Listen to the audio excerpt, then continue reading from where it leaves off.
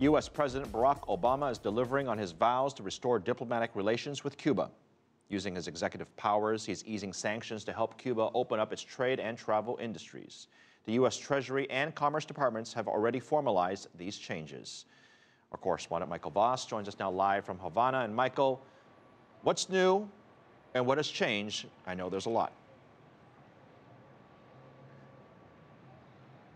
Well, these new regulations, which were announced on Thursday and go into effect on Friday, are about increasing travel, commerce, and the flow of information to and from Cuba.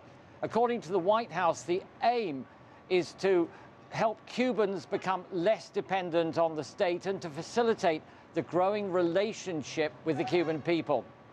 It's also about boosting trade.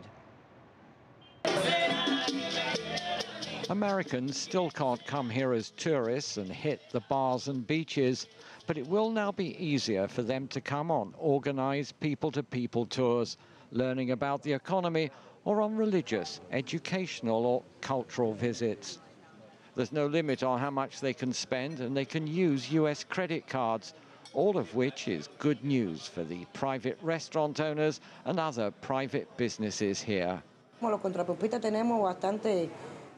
The private sector is really looking forward to more tourists. It will be good for us, good for Cuba. It will help everyone. Help in improving communications is another major change.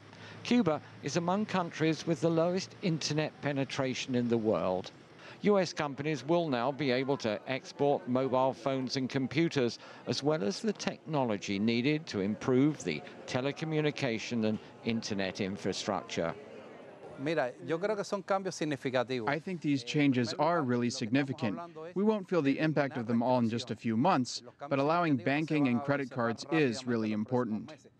US companies are already allowed to sell food and agricultural products to Cuba.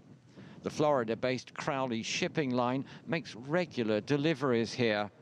But Cuba has to pay cash in advance and now prefers to buy its rice from Vietnam and its chickens from Brazil. Under the new rules, this will now change to payment on delivery. US banks can also, for the first time, handle transactions to and from Cuba.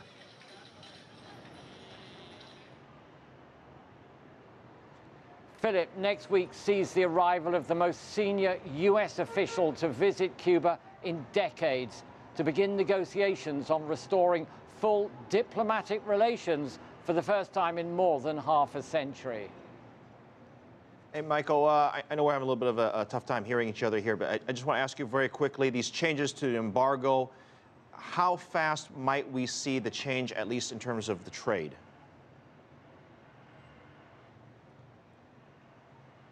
Well, I think it will take time. I mean, the regulations go into effect on Friday.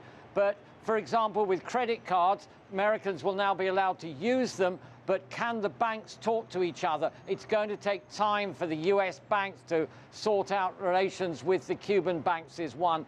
Also, we don't know how the Cubans will react. The US says it will allow US firms to sell internet infrastructure for equipment to Cuba. Already there are big Chinese telecommunications companies here. Will the Cubans now start buying from the United States instead, or will they work together on this? I think it will take time before this all sorts itself out. Okay, Michael Voss, thank you very much, live for us from Havana.